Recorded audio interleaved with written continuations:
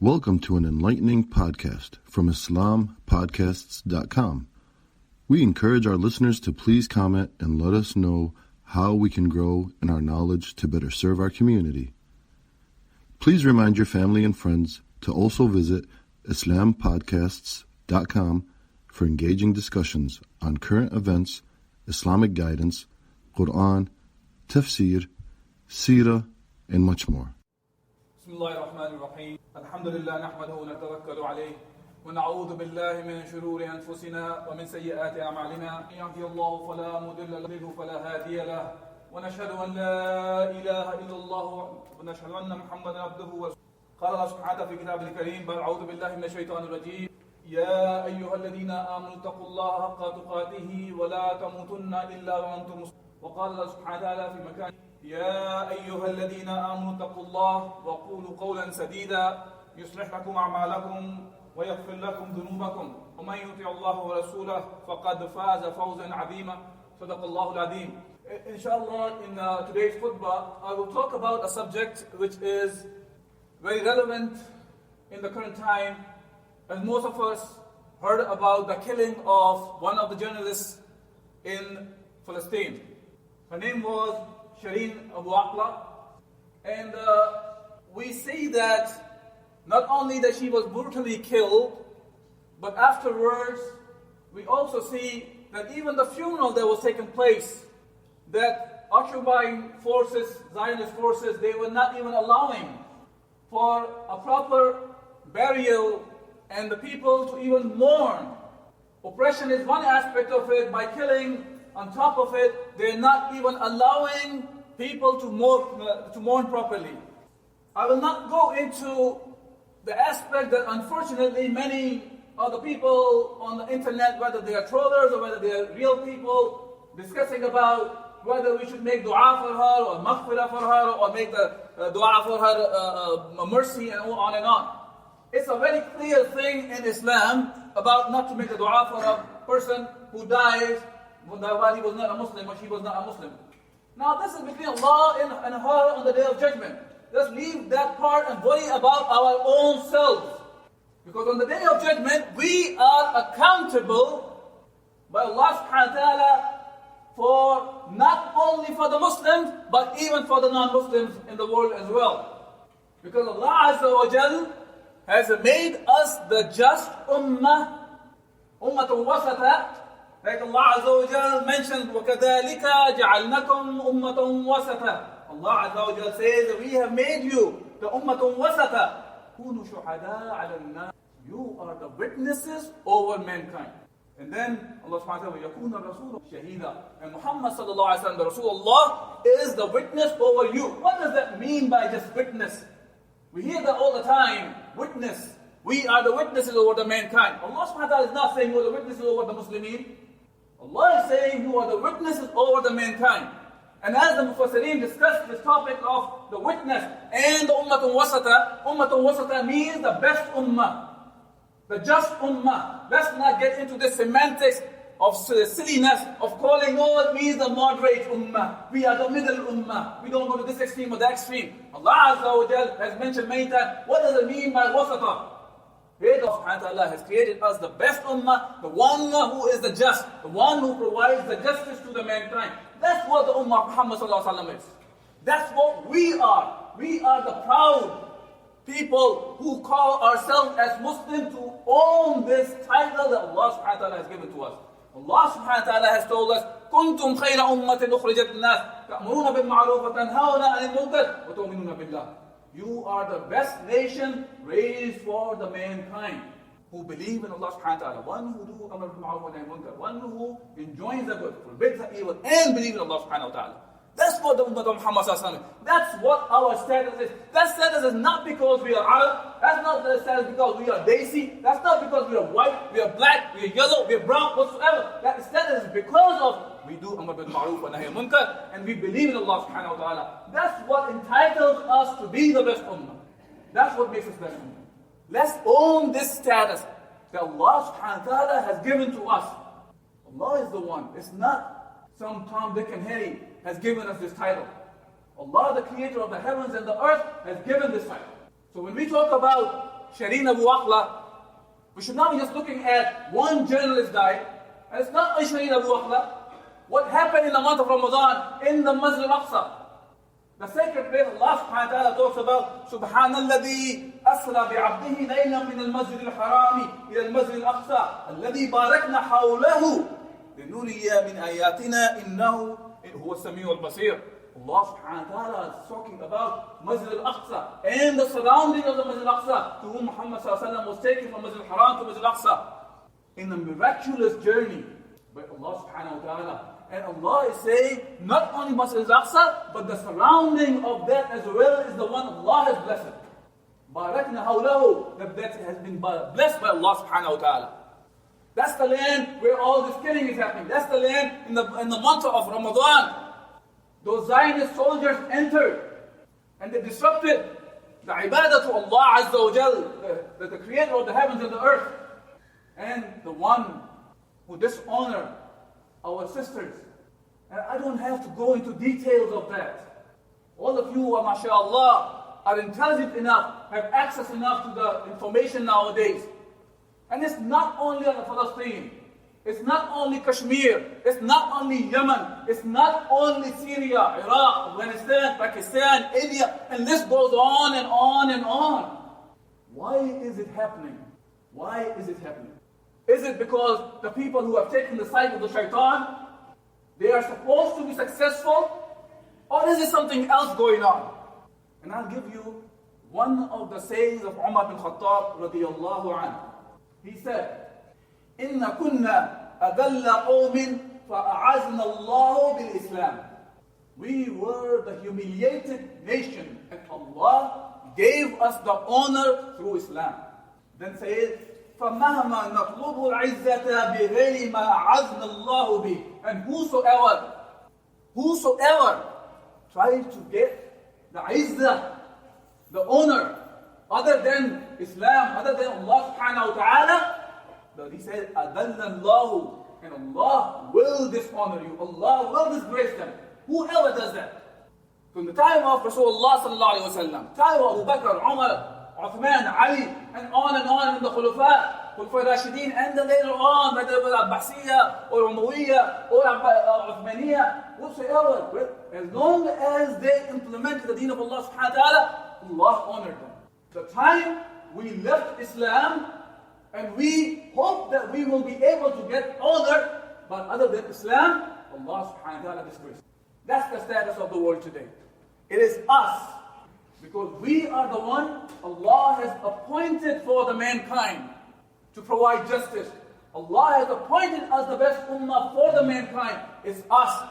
We are the one who are not doing the job Allah Azza wa Jal has asked us, has commanded us to do it. Rasulullah sallallahu alayhi wa sallam says, إِنَّ اللَّهَ يَرْفَعُ بِهَذِي الْكِتَابِ أَقْوَامًا وَيَدْعُ بِهَذِي. The hadith says, Rasulullah sallallahu alayhi wa sallam, Allah subhanahu wa ta'ala raises the nations with this book, Al-Quran, and Allah subhanahu wa ta'ala humiliate, degrade, bring them down, the nations, by this book. The one who believe in this book, the one who implement this book of Allah Azza wa Jal, they are the one who are raised. The one who put it on the side, just keep memorizing it and have no idea what Allah subhanahu wa ta'ala is commanding us there. And put this book as in the highest place in the houses. Even sometimes we put covers on them. The Desis call them Juzdan. So forget about us reaching the Quran. Even the dust does not reach the Quran. That's what we have made the Quran. The Quran, the book of Allah subhanahu wa ta'ala, that was for the living. Today that book has become for the dead. When somebody died, everybody started reading the Quran. Forget about that this book was revealed for the living, to raise them up. That's what the hadith of Rasulullah sallallahu alayhi wa sallam is talking about. I want to be clear here, when I will be talking about a few things. So let's not go into the semantics of, oh brother, you are talking about the niyyah or the intentions of the people. Umar bin Khattab radiallahu anh, he put it together in a very nice way. He said that Muhammad sallallahu alayhi wa sallam was among them, I'm paraphrasing, the hadith which is mentioned in Bukhari. He said that Muhammad sallallahu alayhi wa sallam, the Prophet was among us, the revelation was coming down, and we were revealing, we were implementing the wahi. But now, there is no Prophet. So now when we judge the people, we judge with what is apparent. If the appearance is good, our judgment will be in their favor. If the apparently a person is doing bad deeds, then the judgment will be about that whatever appears. Whatever is in the hearts of the people, that's between Allah and the Abd, that's for Allah subhanahu wa ta'ala. Let's leave about that. So when we talk to each other, when we pass judgment about the actions of the people, we talk about what we see, not what's in the hearts of the people. So let's not get into these kind of... Now going back to the issue of Shireen Abu Akleh, all the other Muslims, and the other Muslims besides Shireen Abu Akleh, of course, in Palestine and other places in the world, we say it's the Islam that needs to be implemented to provide the justice. But besides that, I want to bring one of the famous documents from the history of Islam. It was a treaty that Umar al-Khattab radiallahu anh, he made when he was entering into Jerusalem, into Al-Quds, with the Nasara at that time. And the beginning of the treaty, which is mentioned by Tabari, it says, Bismillah ar-Rahman ar-Rahim. This is the assurance of safety which the servant of Allah, Umar, the Amir al-Mu'mineen, has given to the people of Aila or Jerusalem or Al-Quds. He has given them an assurance of safety for themselves, for their property, their churches, their process, the sick and the healthy of the city, and for all the rituals which belong to their religion.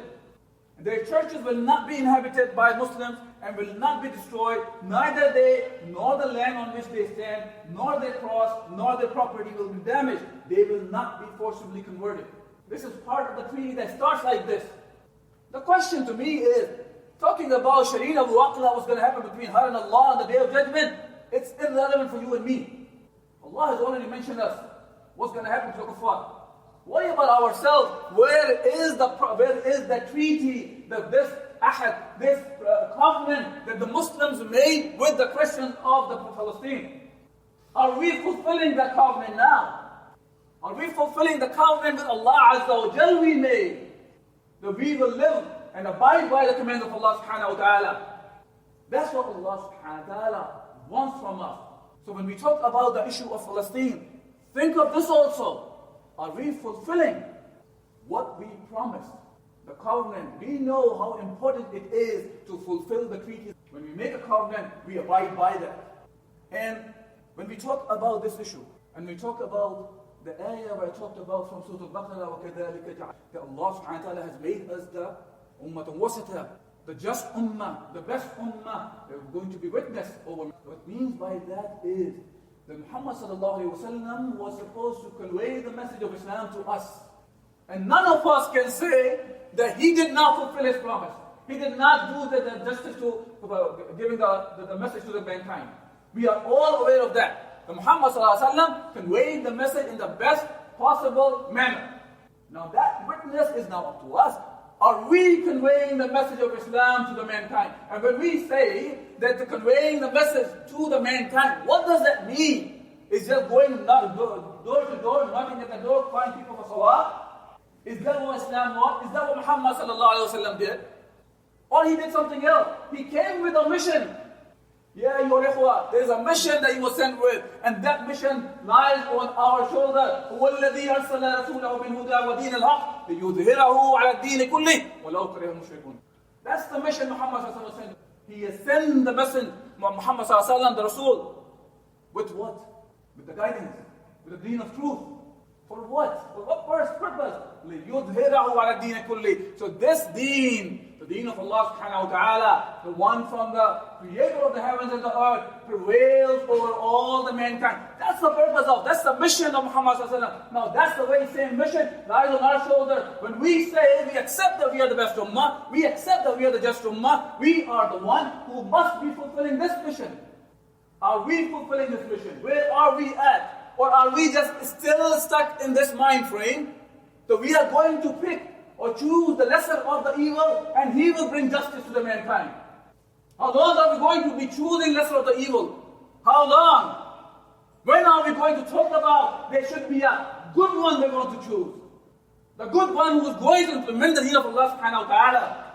That's what we are commanded by Allah subhanahu wa ta'ala. Ya ayyuhal ikhwa, let's get out of this mind frame of always talking about We wait every time 4 years, choosing a lesser of evil. Where is the rest of the 4 years? What are we doing? Are we even working towards implementing the deen of Allah subhanahu wa ta'ala? Or are we just going to wait for another 4 years? The next one will come and he will be spreading less evil. La hawla wa la quwwata illa billah. We really have to wake up, my brothers and sisters, and think about ourselves. Shireen Abu Akleh is gone. It's between her and Allah subhanahu wa ta'ala. Save our own skin. Save our own skin. We will be held accountable by Allah Azza wa Jal.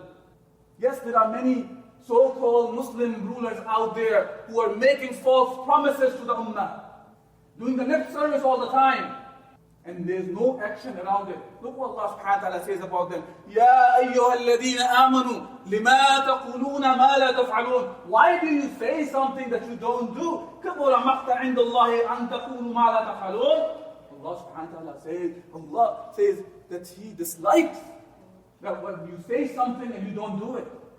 This is why the hadith of Rasulullah sallallahu alaihi wasallam says, ثَلَاثَةٌ لَا يُكَلِّمُهُمُ اللَّهُ يَوْمَ الْقِيَامَةِ وَلَا يُزَكِّيهِمْ وَلَا يَنْظُرُ إِلَيْهِمْ وَلَهُمْ عَذَابٌ أَلِيمٌ. Who are these three people Allah subhanahu wa ta'ala, that's what I'm talking about. That's what I'm saying. Three people to whom Allah subhanahu wa ta'ala will not talk on the day of judgment. They will not purify them. Allah subhanahu wa ta'ala will not forget, look at them. Meaning, they will be devoid of the mercy from Allah subhanahu wa ta'ala. Who are these three people? I'm talking only one today, which is an important one. And that's the Maliku Kaddar. Maliku Kaddar. The one who has the power, the authority Allah Azza wa Jal gave, but he lies. He lies. He lies on the faces of the people. I don't have to go into detail of any of the Muslim rulers today, what they are doing. How many times, how many lies we have to hear? And again, I'm going to bring it back. When we think of ourselves, meaning, if they are not worthy of ruling, we have to bring the one who are worthy of ruling by Islam. And be the part of the promise Allah Azza wa Jalla has made. وَعَدَ اللَّهُ الَّذِينَ آمَنُوا مِنْكُمْ وَعَامِلُوا الصَّالِحَاتِ لَيَسْتَخْلِفَنَّهُمْ فِي الْأَرْضِ كَمَا اسْتَخْلَفَ الَّذِينَ مِنْ قَبْلِهِمْ. Subhanallah. That's the promise of Allah Azza wa Jalla. Allah is saying, there's a promise from Allah subhanahu wa ta'ala for among you who believe and do the righteous deed, that Allah will give them اسْتَخْلِفَنَّهُمْ فِي الْأَرْضِ. Give them the authority. Give them the khilafah. Like He gave to the previous. For what? So we can be secure. We can be living in security and peace and tranquility. Not only Muslims, but the non-Muslims as well. Reply to respond to this call.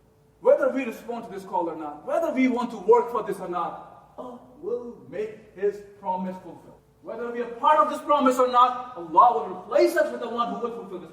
Ya ayyuhalladhina amanu istajibu lillahi wa lirrasuli idha da'akum lima yuhyikum. O you who believe, that gives the life. Thank you for listening to this podcast. Podcasts on current events, Islamic guidance, Quran tafsir, and seerah are available at islampodcasts.com as well as on iTunes.